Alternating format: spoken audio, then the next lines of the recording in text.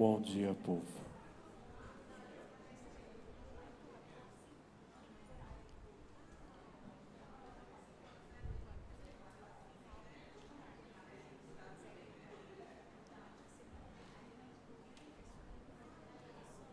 Ah, leva lá.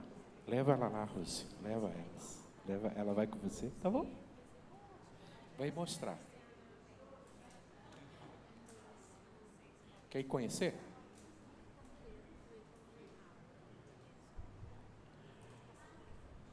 Irmã Marli.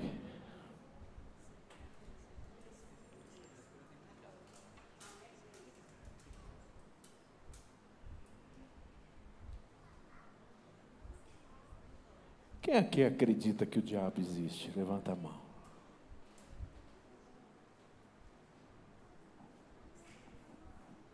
Acredita, velho? Alguém já teve uma experiência com o diabo aqui? Você teve já? Como é que foi a tua experiência com ele? Foi bravo? Como é que foi isso?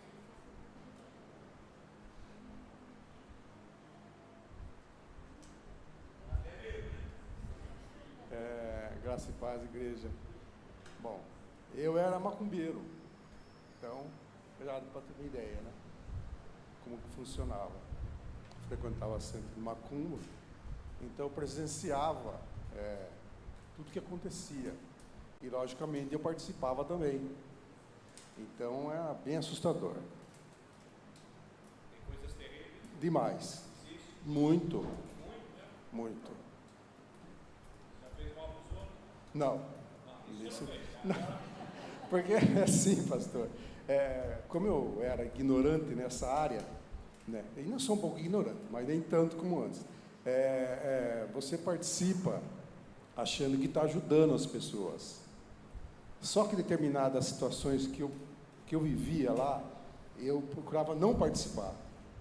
Por exemplo,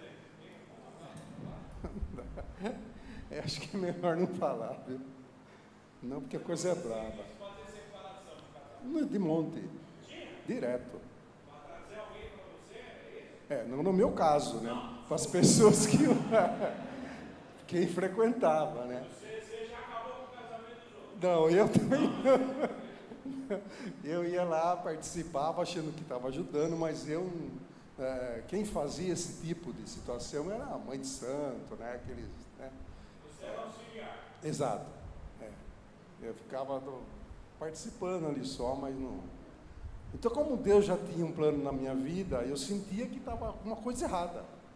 Então, Deus já estava mostrando, né?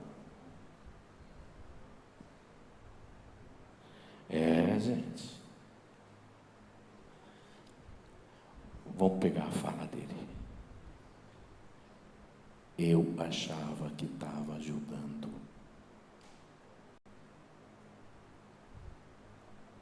Eu achava que estava ajudando. Nós temos um concorrente aqui, logo de frente aqui. Tudo que a gente não resolve, eles resolvem. Perda do amor da vida, emprego, tudo que você possa imaginar.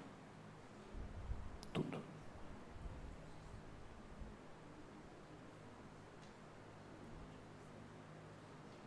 Nós respeitamos todas as religiões, as afros, respeitamos, cada um tem a sua.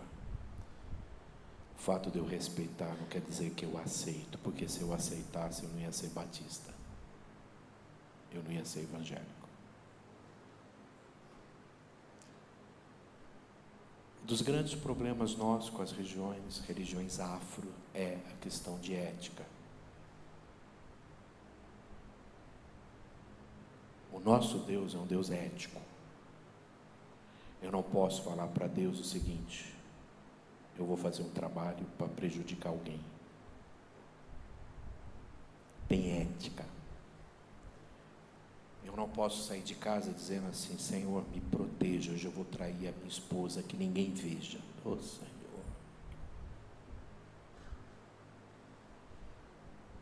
Eu vou vender um carro. E esse carro meu está todo baleado. E eu preciso vender por X.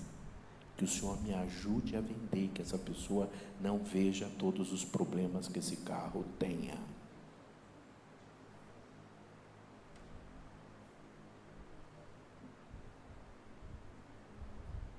Eu prefiro hoje tomar prejuízo na compra e venda de um carro do que mentir. Não consigo. Eu aprendi uma coisa. O que teu carro tem? Eu falei, está aqui. Vai no mecânico, vai aonde você quiser. O que você achar, a gente faz. Se vier, provou, tá bom, conserta.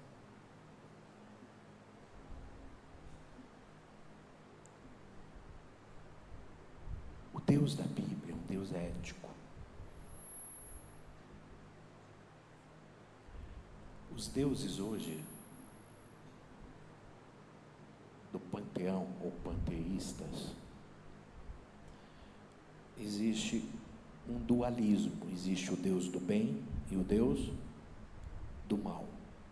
Existem forças malignas e forças benignas. Se você for no Espiritismo, existem espíritos evoluídos. Quem são os espíritos evoluídos? Os bons espíritos. E como é que você sabe que um espírito é evoluído no Espiritismo? Livro dos Espíritos, de Allan Kardec. Ele descreve como que você sabe que um espírito é evoluído. Pela linguagem. Se ele tem uma linguagem muito boa, se ele não fala palavrões, não tem uma palavra chula, ele é um espírito evoluído. Como os nossos políticos, são todos espíritos evoluídos. Eles falam muito bem. Se a gente não consegue saber, vendo alguém, que ele é um espírito evoluído, imagine não vendo. Os espíritos que não são evoluídos no Espiritismo, a linguagem é uma linguagem chula, que provavelmente foram pessoas muito más e que estão vindo para o quê? Mudar. Então, a história do homem é sempre essa história do bem e do mal. Se você andar nos povos andinos, todos eles têm um Deus do bem e um Deus do mal. Se você olhar na mitologia grega, tem um Deus do bem e um Deus do mal. Qual o problema da gente crer nisso?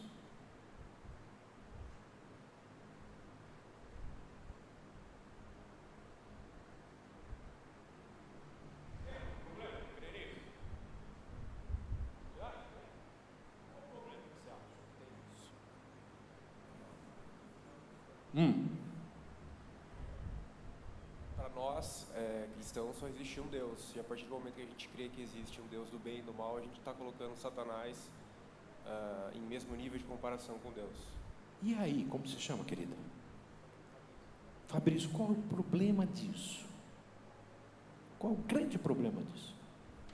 Eu entendo que a mesma força que Deus tem, a gente permite com que o diabo tenha. Isso, se a gente diz que os dois estão no mesmo pé de igualdade, o que vai acontecer? Não vai acabar. Não vai acabar. Quando que vai acabar isso?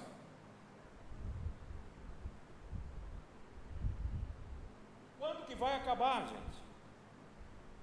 Se Deus... Oi? Isso, mas Deus e o diabo é a mesma coisa, eles têm o mesmo poder. Porque tem o Deus do bem e o Deus do mal. Se os dois têm o mesmo poder, qual é o poder mais poderoso? O do bem ou do mal? Oi? Oi? Fica igualdade, mas e aí? Então não vai ter fim. Vai ter fim isso aqui? Vocês acreditam que esse troço vai ter fim? Mesmo? Mas como é que vai acabar? Mas é aí que está. Jesus volta, vai acabar como? Vai acabar quando Jesus voltar? Não, não vai. Não vai acabar. Aí nós estamos indo para uma outra igreja. Estamos virando adventista. Testemunho de Jeová.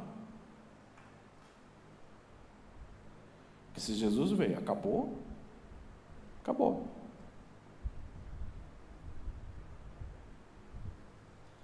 Vou pedir ajuda para os nossos universitários. Tentar responder isso aqui. Vamos pegar um pastor que tem há muitos anos. Vem cá o senhor, vem cá. Botar ele na fogueira aqui. Pai da Laís. É página amarela. É o nosso Google. Pastor, como que é esse negócio aí? Do bem, do mal, se os dois existem, se um é maior ou outro, como que o senhor vê isso? Bom dia, irmãos. Graça e paz. Bom, eu vejo que não há outro Deus além do Deus eu sou, do Deus de Israel. Nós podemos fazer deuses, fazemos com as mãos, fazemos com a nossa mente, fazemos com o nosso coração, fazemos até dentro das religiões, porque eu não vou perguntar, porque o pastor disse que não é páginas amarelas, mas um dia Jesus disse para Pedro assim: arreda-te de mim, Satanás. E Pedro estava dizendo: Jesus, não vá para a cruz. Então, a experiência que o irmão viveu é uma experiência terrível, mas eu entendo também que muitas vezes, quando nós lutamos contra os propósitos de Deus, de certa maneira, nós estamos servindo a um Deus que comanda o nosso interesse. E estamos servindo a Satanás, né? Então, como o próprio irmão disse, às vezes nós não temos a coragem de dizer para o nosso filho: você não está a serviço de Deus, você está a serviço do mal. Às vezes inconsciente, mas muitas vezes conscientemente. Então, o que eu entendo, pastor, desde que o irmão perguntou se vai acabar ou não vai acabar, sim, há um propósito divino de estabelecer o termo final da luta do mal, mas ao mesmo tempo também a vida continua na presença dele, a vida continua na eternidade. Diz a palavra que não haverá mais choro, não haverá mais lágrima, não haverá mais pranto, não haverá mais lutas ou batalhas, porque nós estaremos eternamente com o Senhor. Acaba em termos, mas continua na eternidade com o Senhor. Aqueles que não estarão com Deus, infelizmente, seguirão na eternidade também, mas no inferno, né? Então, essa é a palavra que eu teria a dizer, embora seja algo muito difícil da gente falar sobre isso, né? Amém. Obrigado, pastor. Se eu acreditar que o diabo tem o mesmo poder de Deus, a vida dele não é transformada. Tua vida não é transformada.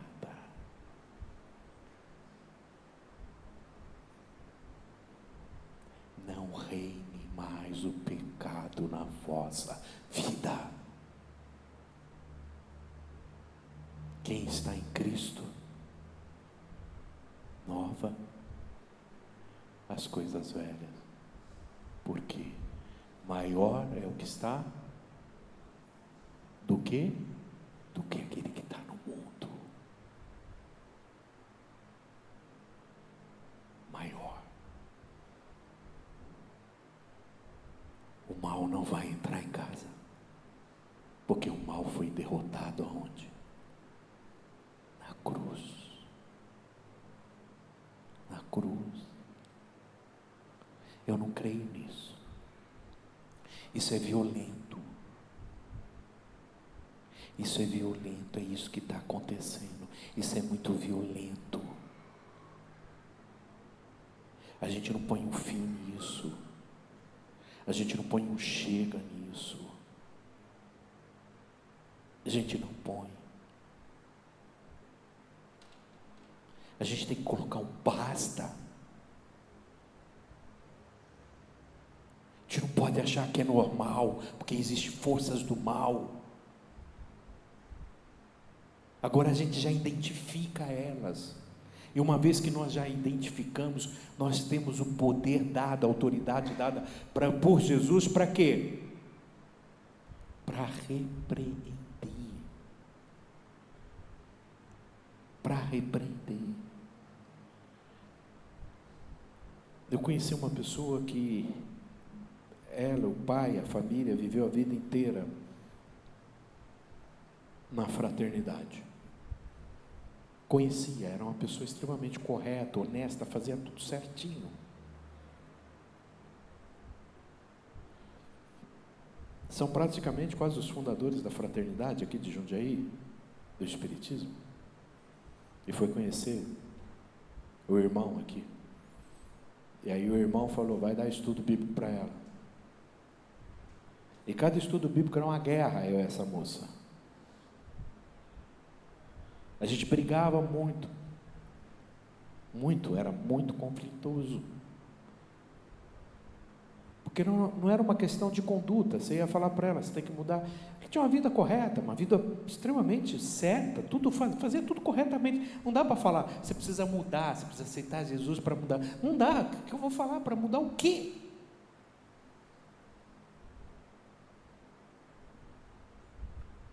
Hoje, qual que é o seu desejo, Lu, em relação à sua família? O que você faz hoje aqui nessa igreja? O que eu sirvo aqui? Nós somos líderes da melhor idade. Eu trabalho, sirvo no Kids, na introdução, na equipe das mulheres. E agora eu estou atendendo. Agora eu estou atendendo, fazendo atendimento psicológico. Em mim?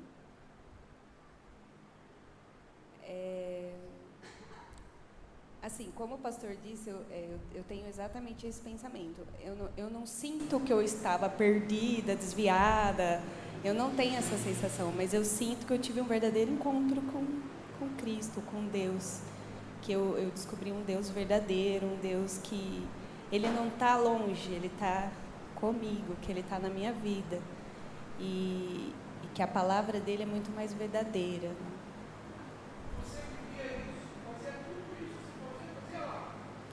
Sim, eu iniciei no Fraternidade com 6 anos e fui até os 22 anos. Eu passei toda a minha vida lá dentro.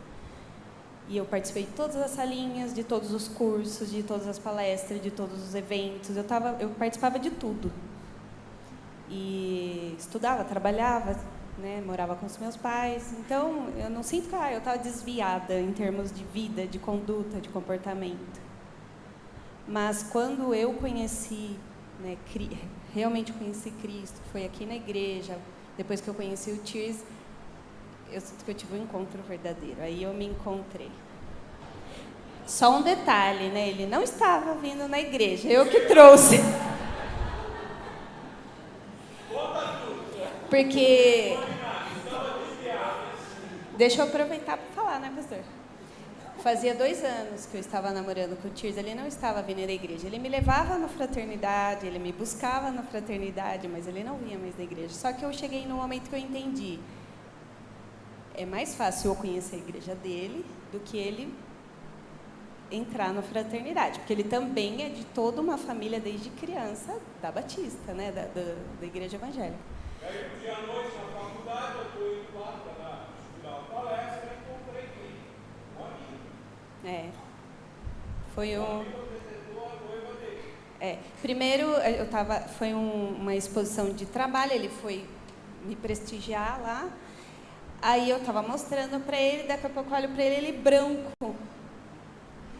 E o pastor parado assim na frente. Na hora eu falei, quem será que é, né? Aí ele, esse é o pastor da igreja. Prazer. Aí, porque ele não estava vindo na igreja, ele já estava namorando. Aí, e eu falando para ele, a gente podia ir um dia na sua igreja? Tá bom, vamos. A gente podia ir um dia na sua igreja. Mas eu acho que o medo dele era, como que eu vou explicar para o pastor que eu estou namorando uma espírita? Aí depois disso, acho que quebrou, né? Aí nós viemos conhecer. Em nenhum momento eles estavam fazendo o mal. Que a gente olha o seguinte, que as outras religiões, não, é do mal. Não é do mal. Talvez eles fazem coisa melhor do que a gente. Talvez eles não tenham tantas confusões que a gente tem aqui. Talvez eles não tenham tantas brigas que a gente tem aqui dentro. Não sei. Eu tenho me surpreendido que até no islamismo tem. Onde tiver gente, vai ter.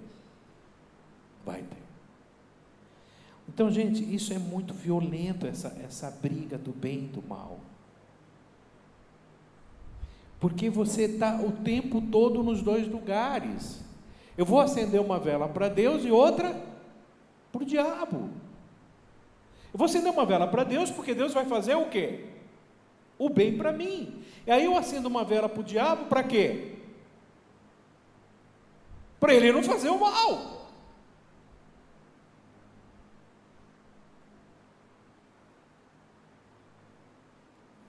Alguém ouviu desse fato que aconteceu alguma coisa nesse nível espiritual?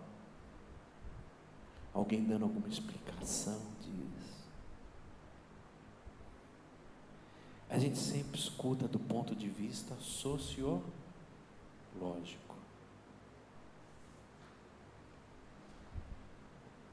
Tim Keller, ele fala sobre o Hannibal, quando ele está sendo entrevistado. E a repórter pergunta para ele: você é assim por causa da tua família? Ele diz: você conhece minha família?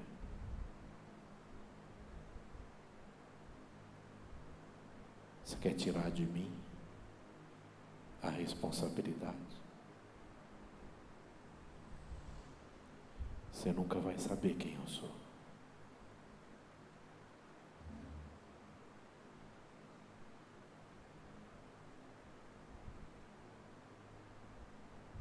Está todo mundo assustado com esse nível de agressividade que está havendo. Se a gente olhar o Putin, um homem de Deus, o que tem atrás daquele homem? É só maldade? É só ódio? Será que é só isso? É só ganância? Desculpa só, né? Desculpa falar só. Mas quando a gente olha isso, se a gente mudar esse olhar nosso,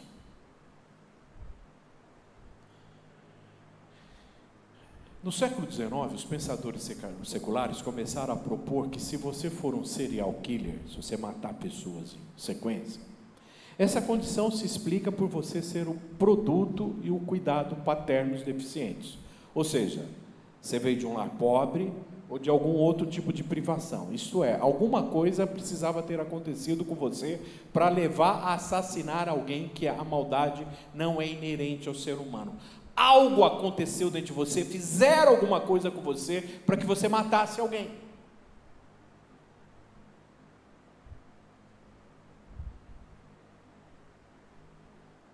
Então, o menino que leva o seu celular, ele é uma vítima da sociedade. Agora eu vou colocar alguém na fogueira. Nós temos um juiz aqui na igreja. Como julgar essas coisas, Carlos?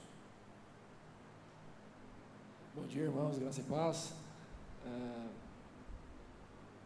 Coincidentemente, 5h30 da tarde, na sexta-feira, veio um pedido de busca e apreensão de um adolescente prestes a fazer uma atrocidade dessas, né? É muito difícil, porque a gente, lendo, né, todas as mensagens dele, a gente vê que a questão social existe, mas existe uma questão espiritual, né? E ele coloca, né? Estou indo para o inferno, eu sei que estou indo para o inferno. nos encontramos no inferno, ele fala para as vítimas. E aí a gente, às vezes, né, quer tratar esse adolescente uma questão social, a família, as relações na escola, o bullying que também existe, né, e ele coloca o bullying também como causa, mas às vezes esquece da espiritual, né?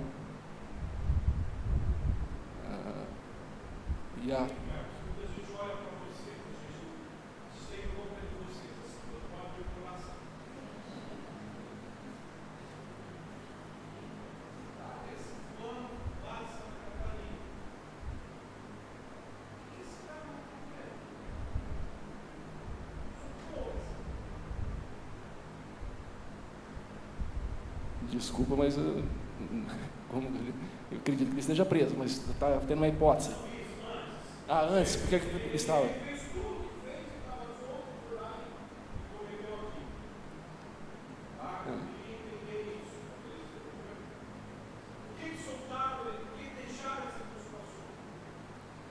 Eu não estudei o caso dele e as questões anteriores, mas o que acontece muitas vezes, né, nesses casos que são, lá parece que ele tem uma questão também psiquiátrica, nós temos os procedimentos, né, dependendo do tipo de crime e dependendo do laudo psiquiátrico que vem para o processo, nós decidimos se ele vai responder preso, num presídio, se ele vai responder num manicômio, né, e aí ele fica pena mínima de 2 anos, e aí cada 2 anos, cada 1 ano é feito um novo estudo psiquiátrico para ver se ele já tem condições de retornar para a sociedade, e com base nessas questões o juiz decide. Ali provavelmente, né, parece, pelo pouco que eu li desse caso, que ele tinha já alguns crimes violentos, ele deve ter passado por um manicômio, porque crime, por exemplo, lesão corporal, né, que eu acredito que ele não tinha homicídio, não tinha alguma coisa aqui nesse nível ainda. Mas uma lesão corporal, a pena é de 3 meses. Né? Então, você agride alguém, a tua pena é de 3 meses. Né?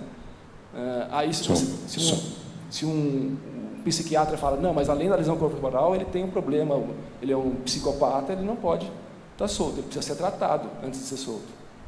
E aí ele vai para o manicômio. Se daqui 2 anos vier um outro laudo e fala, olha, ele já tem condição de ir para um ambulatorial, continuar o tratamento no ambulatorial, ele é solto. Quando você olha esse sistema judiciário, agora como cristão, tá? Quando você olha todas essas brechas da lei, quando você olha todas essas artimanhas de advogados, disso tudo, esse sistema não tem também algo espiritual para se manter o mal?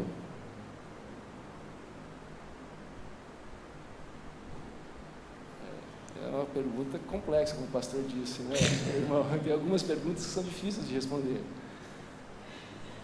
Eu já confrontei isso. Minha irmã me levou para o caminho cristão, né?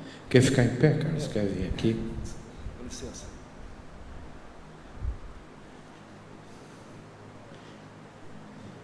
A gente é amigo. Minha esposa saiu daqui, mas ela sempre fala, né? Acabou de sair, ela tem um compromisso e ela fala, lá vem o pastor, né?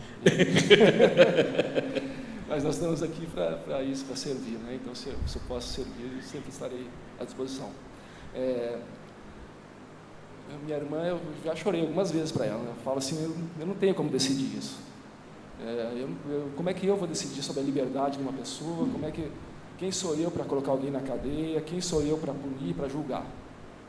Quem sou eu para julgar? Aí ela me acalma, ela fala, calma. Nós também temos uma vida entre homens e Jesus disse que nós temos que seguir a lei. Né? Dai a César o que é de César, e infelizmente, infelizmente não, né? A nossa vida aqui mundana, nós temos algumas regras e temos que cumprir as leis. No nosso estudo bíblico, o pastor deu uma bronca na minha esposa, porque o caminho da saída do mercado só podia ir à direita, mas indo à esquerda, uma rua que nunca passa carro nenhum, chega bem mais fácil em casa. Aí o pastor falou assim, não, mas nós temos que seguir a lei.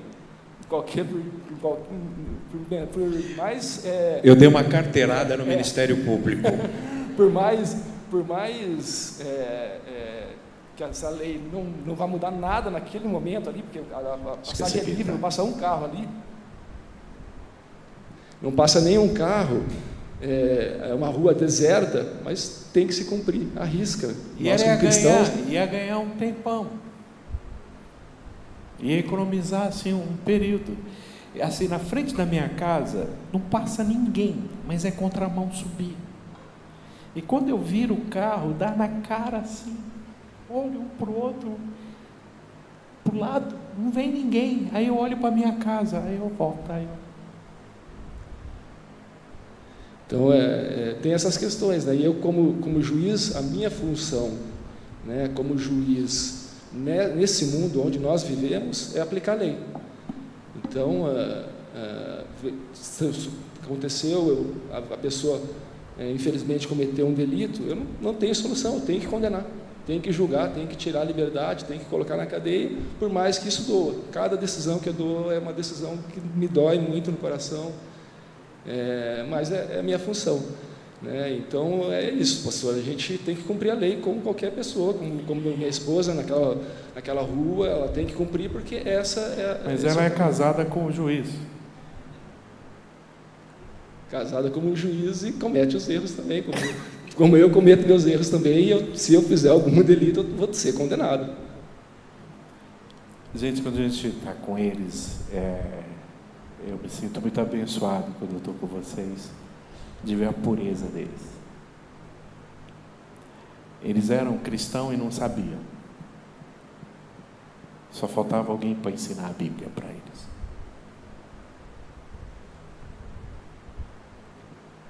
E quando a gente olha, não é só uma questão de manobra jurídica, gente. Não é só. É uma questão espiritual diabólica.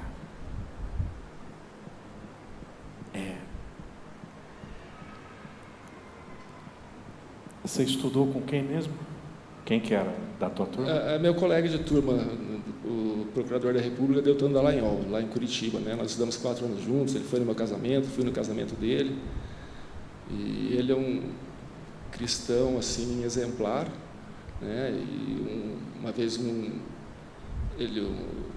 editor da Folha de São Paulo, do Estado de São Paulo, estava fazendo o perfil dele e ele indicou aqui em São Paulo que ele fosse me entrevistar, né? Ele perguntou para o Deltan, eu preciso de pessoas íntimas suas que eu quero saber do seu íntimo. E aí ele foi lá fazer a entrevista e esse jornalista falava assim, mas você não vai falar nada de mal dele? Eu falei, como é que eu vou falar mal de uma pessoa, algo, você vai ficar aqui 3 horas, 4 horas, 2 dias me perguntando, e o senhor não vai conseguir, porque ele é uma pessoa extremamente honesta, trabalhadora, cristã. Então, princípios cristãos são princípios do bem, né? Como o pastor colocou, né? Íntegro, ético. Nós temos um Deus ético, servimos um Deus ético.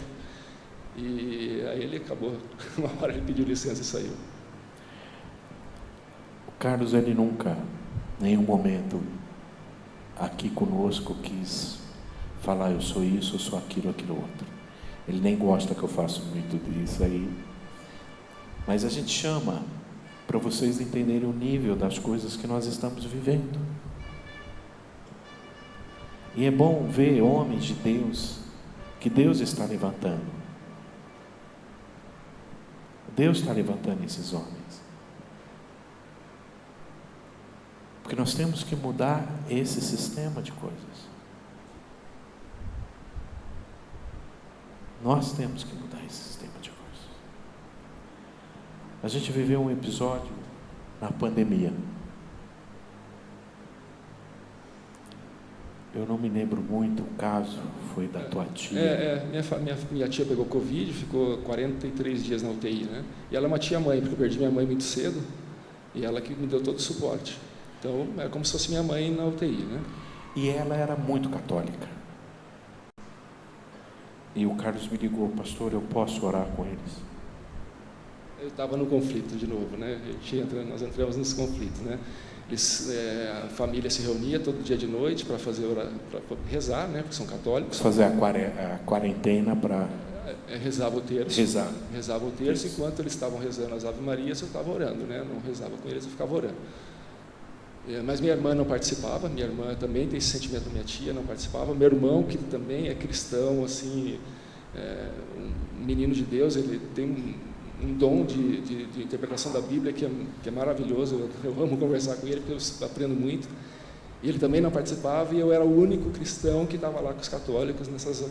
E chegou um momento que eu comecei a não conseguir dormir mais por causa disso, porque eu tinha aquele conflito. Eu amava minha tia, queria estar nas orações, queria que ela saísse daquela situação, então eu sentia que era importante estar ali em oração, mas era no grupo católico. E aí chegou um momento que eu tive que ligar para o pastor. Eu falei, minha irmã não estava dando a resposta, né? Então eu liguei para o pastor e ele foi muito abençoado no que me disse, que em determinados locais, né, ele leu a palavra primeiro para me mostrar, né, que o cristão, ele às vezes tem que se colocar com os católicos ou com outra religião que seja, porque é uma forma de nós também chegarmos a eles, né? Como é que a gente vai chegar num católico, se nós não estivermos com eles? Então ali em oração, mostrando a minha fé, e eu fazia, né, porque o católico ele não é muito de ler a Bíblia nem de fazer o louvor. Então, e a oração, né? Então eu fazia essas 3 coisas que eles não faziam. E aí eu estava trazendo, eu comecei a já sentir aquela paz, né? E foi muito bom, porque fazia a leitura da Bíblia para eles, falava da palavra de Deus para eles, levava um louvor. Você cantava, cara? Não, eu não acredito. Que é isso? Essa parte eu não sabia do louvor. Eu vou te mostrar. Eu mandei para minha tia, assim que ela saiu, né, da UTI, eu mandei um vídeo para ela. Ela falou que chorou muito, porque falava, tia, esse era o louvor que eu mais gostava de cantar, né, quando a gente estava em oração para a senhora. Mas a Karina que puxava, eu só ia... E aí, quando ela saiu, o que aconteceu? Ela dou graças, né, a Deus que hoje ela está com a gente, né, ela ainda tem algumas sequelas, né? Assim, infelizmente, eu digo, mas que nem o pastor Paulo está ali. O pastor Paulo ele coloca, né, os católicos, né, eles não muda tanto do nosso caminho, né? Mas eu sinto assim que pese não tenha se convertido, né, ela fala muito mais de Jesus. Fala muito mais de Jesus. A semente ficou ali. A semente ficou, sem dúvida. Tanto para ela como para todos. Ele me ligou e perguntou, posso participar? Eu falei, vai. Você é a luz. Vai. Eu dei palestra na maçonaria. Fui. Tem o Instituto Pestalozzi em Franca. Franca é uma das cidades mais espíritas do Brasil. Me chamaram para dar palestra. Eu fui. Eu dei palestra no catecumenato.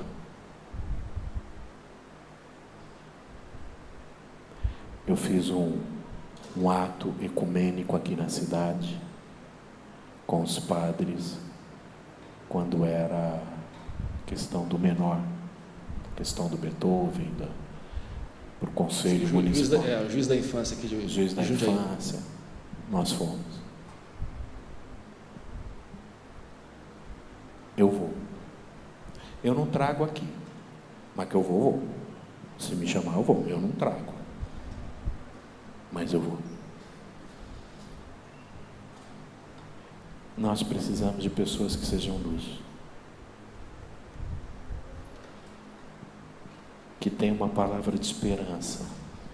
Isso vai acabar.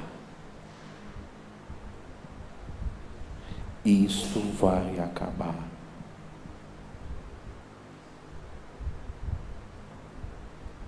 A gente tem que ter essa palavra, gente. Isso tem fim. Obrigado, Carlos. Amigos. Eu que agradeço, pastor. E essa simplicidade, essa humildade muito grande dele, da família, da conversão deles, da mudança de vida deles, Quarta-feira eu falei, será que é argumento que faz alguém se converter? Não é argumento. Não é argumento. Ontem a gente tinha vários casais aqui que fizeram um encontro e que foram para o encontro assim, odeio crente, odeio pastor. E quando elas foram abraçadas, eles mudaram de vida. Um abraço, poder de um abraço. Se eles não veem em nós que isso acabou, acabou o mal aqui. Quando Cristo morre na cruz, Ele nos liberta de 3 coisas. Primeira coisa que Ele nos liberta do poder do pecado. O pecado não tem mais poder em nós. É isso que a gente precisa falar para esse menino. O mal não tem poder na tua vida. É isso que a gente precisa falar para esse maníaco. O mal não tem poder na tua vida, desde que ele tenha condições mentais de entender isso, porque às vezes não tem condição mental. É isso que nós precisamos falar para o adito, é isso que nós precisamos falar para o o pecado não tem mais poder na tua vida. Segunda coisa, quando Cristo morreu ali na cruz, o que Ele faz? Ele nos livra do poder da morte.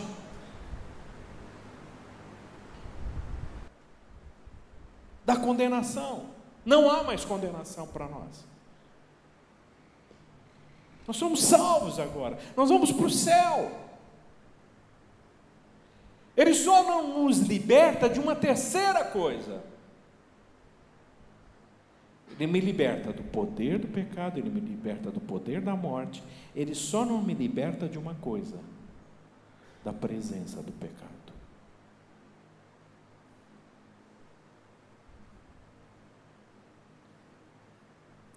Da presença. Por que nós pecamos ainda? Por que a gente peca? Porque nós estamos na presença do pecado. Quando a gente está aqui, tem alguém pecando? Tem, mas é pouquinho, porque é só na cabeça. Pelo menos não prejudicou ninguém aqui dentro. Quando você está aqui dentro, tem gente que se morasse na igreja ia ser o céu. Fala a verdade, né, filho? Nossa, teu pai é uma bênção assim, né? Olha que amor que ele tem com a esposa dele, abraçado o tempo todo. É assim, né? Na sua casa o tempo todo. É assim, é esse quietinho. Nunca altera, né? Nunca altera, uma bondade. Não reclama de nada. Não, nada. Nossa, a Marli olha para mim. A Marli está ali. Oi, linda. A Marli fala: bem, vamos morar na igreja, vamos. Aqui você é sorridente, né? Ela não quer não, porque aqui eu sou bravo demais. Prefere não ficar comigo na igreja. Nós estamos na presença do pecado. E quando nós estamos na presença do pecado, o pecado influencia a nossa vida.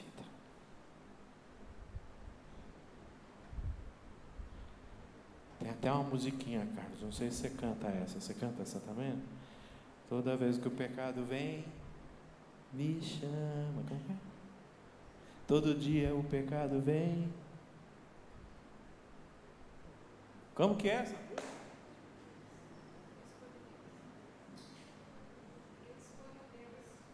Eu escolho Deus, eu prefiro ser amigo de... Põe aí, Silas. Me ajuda pelo menos. Põe, eu escolho Deus de Thales Roberto. Ele tanto fez essa música que caiu. Caiu feio quando ele fez essa música. Né? Toda vez o pecado vem, me chama. Todo dia vem, me chama. E aí você tirou a minha apresentação e agora eu não sei o que falar. Deixa eu achar aqui. Vamos ver aqui.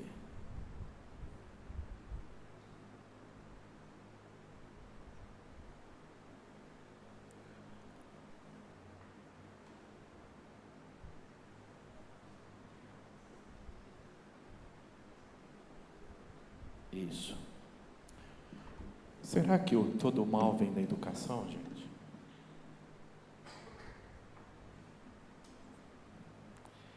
Acho que isso tem destruído tanta gente, não tem? Mas hoje é um pensamento secular, relativista. Não, ele é assim mesmo. Isso é próprio da educação, isso é próprio da fase, isso é próprio da idade. Sabe aquelas brincadeirinhas que a gente fazia no passado? Ah, você é um namoradinho do papai. Alguém pegou isso e transformou isso em algo diabólico. Sabe aquela brincadeirinha que a gente fazia com criança? Você está namorando? Hoje você precisa tomar muito cuidado com a resposta que você vai ouvir. Ela vai dizer, estou.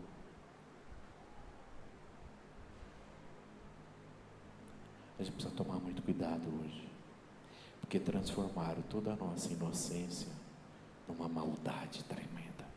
E estão dizendo que essa maldade não é maldade. O terrorista é um lutador pela liberdade. Ele mata porque ele precisa se libertar de todo o ódio que há dentro dele. Não existe um mal nele, foi o mal que foi colocado.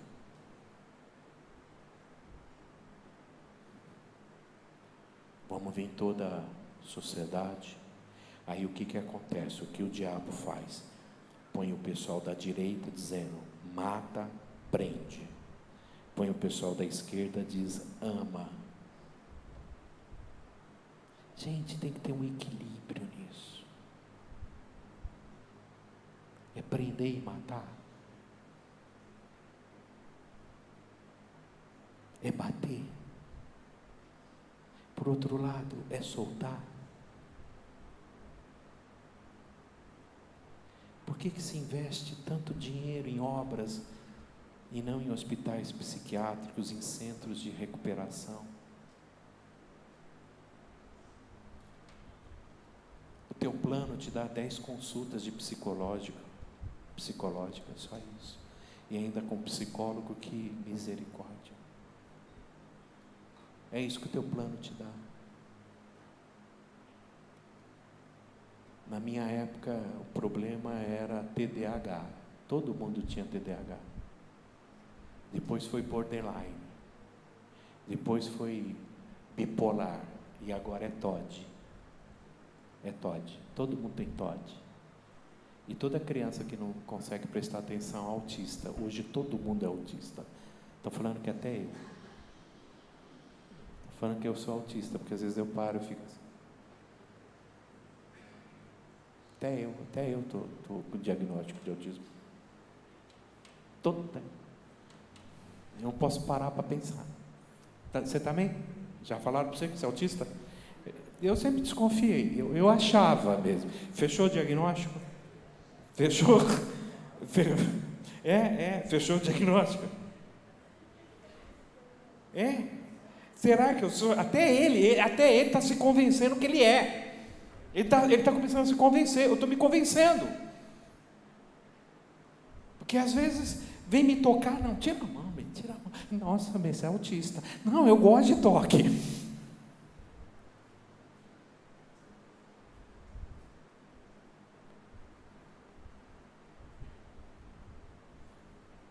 Se você tirar Satanás disso tudo, gente, só vai ficar psicólogo e sociólogo. Isso é banalizar o sofrimento do ser humano.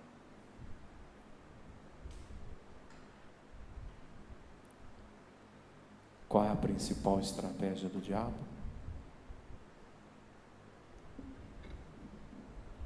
Qual é a principal?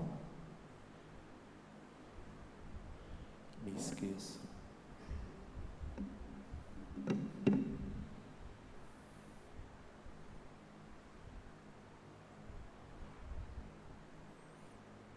Me esqueçam.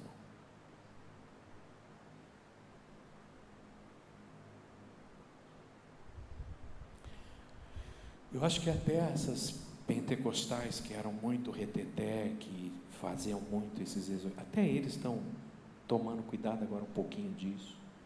Estão indo muito por uma linha de doença, de mal, né? Eu acho que até eles estão falando menos do diabo, porque o diabo mostrou para eles que isso não dá ibope. Me esqueça. O que o senhor quer encerrar aqui, pastor Paulo, para a gente orar?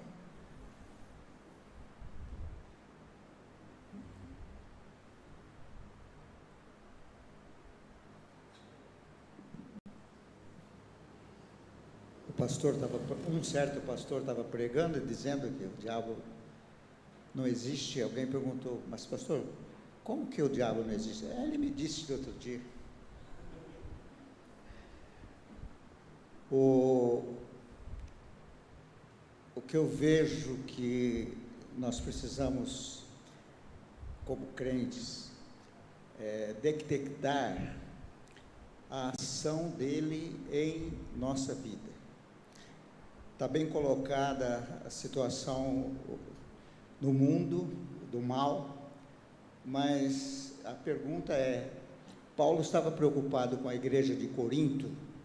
Ele diz assim: eu tenho labutado, eu tenho trabalhado para apresentar vocês como uma noiva imaculada, santa, para o esposo, que é Jesus. Mas eu receio que Satanás, assim como enganou Eva, esteja enganando vocês.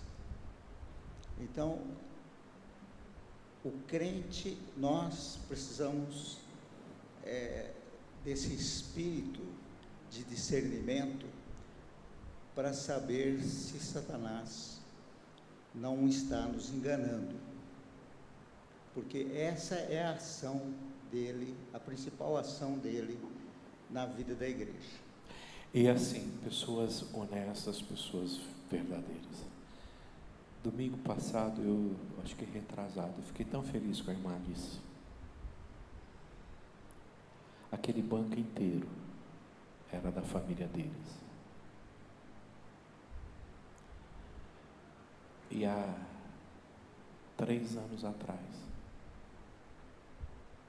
a própria igreja, entre aspas, destruindo toda uma família de crentes, de pessoas maravilhosas e que amam a Deus.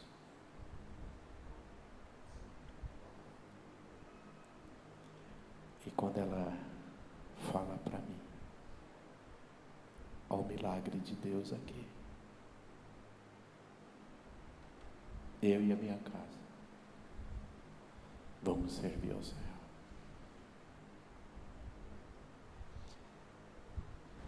Então, uma das coisas práticas que eu tenho visto e tenho procurado aplicar na minha vida, baseado nesse texto da lição de hoje, quando Satanás afirma para Jesus: você é o Filho de Deus, logo após ele ter ouvido aquela voz de Deus: você é meu filho amado. Eu vou perguntar para você: quando foi a última vez que você declarou para você mesmo, assim convicto: Deus me ama? Quando foi? Você fala, Rose, Deus me ama? Fernanda, vocês falam, Deus me ama? Vocês têm certeza? Aqui desarma Satanás. Você crê que Deus te ama, independente, mesmo quando você está nervoso, Deus te ama. Mesmo quando erramos, Deus me ama. Deus me ama. Deus falou isso sobre Jesus antes dele começar o seu ministério. Ele não tinha dito nenhuma palavra, ele não tinha feito nenhuma obra, ele só tinha se submetido ao batismo ali com João. E Deus disse: eu te amo. E nós sempre pensamos que o amor de Deus é condicional. Se eu estou benzinho, estou bonzinho, então Deus me ama. Se eu erro, Deus não me ama mais. Não é assim. Deus te ama o tempo todo. Amém? Então tenha esta palavra, não seja enganado. Porque Satanás vem para nos enganar, vem por dúvida no nosso relacionamento, na nossa filiação e no amor que Deus tem por nós. E se ele põe em dúvida nisto, o que estava acontecendo na igreja de Coríntios é que os judaizantes estavam disseminando que eles precisavam fazer algumas coisas e praticar algumas coisas, e várias situações estavam acontecendo, e Paulo diz: eu receio que Satanás não engane. Outra coisa, só rapidinho vou terminar, que eu creio que Satanás quer fazer na vida do crente, da nossa vida, é roubar a palavra. Se ele te rouba a palavra, você não tem mais nada. Jesus disse, respondeu a Satanás: nem só de pão viverá o homem, mas de toda, fala toda, quanto é? Toda. Se você estudar grego, ou hebraico, ou inglês, ou toda é toda. Tá bom? Então toda a palavra de Deus. E nós precisamos ter a palavra não no celular, não na Bíblia de papel, mas no nosso coração, na nossa mente. A palavra de Deus. Jesus disse: a palavra foi semeada, o semeador saiu a semear, e logo veio Satanás e roubou o que havia semeado no coração. Então, a maior ação do inimigo é tirar de você a palavra que foi semeada hoje. Nós vamos estudar tudo isso que o pastor Paulo está falando, acho que o próximo domingo. Quem é você, querida? Pode falar, Anny. Eu acho que a resposta sobre se o mal existe, a gente pode encontrar na oração que Jesus deixou para a gente. A última frase é: livrai-nos do mal. Jesus deixou isso, então o mal existe. O mal existe. Existe. Ele é poderoso. Só não é mais poderoso do que o nosso Deus. Amém? Mas que o mal existe.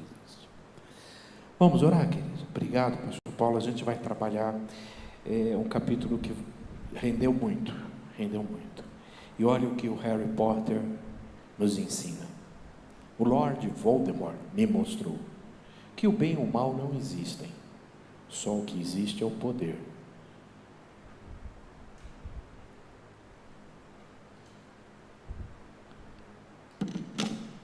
Harry Potter. Vamos orar?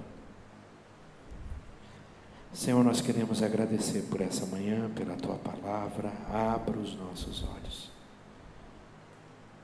Que a gente descubra o nosso inimigo, mas que a gente aprenda com o Senhor como vencê-lo, porque o Senhor o venceu, Pai querido. Quem poderá intentar acusação contra os escolhidos de Deus? Maior é aquele que está em nós do que aquele que está no mundo.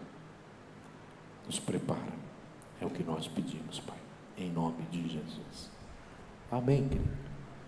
Deus te abençoe, um bom domingo abençoado.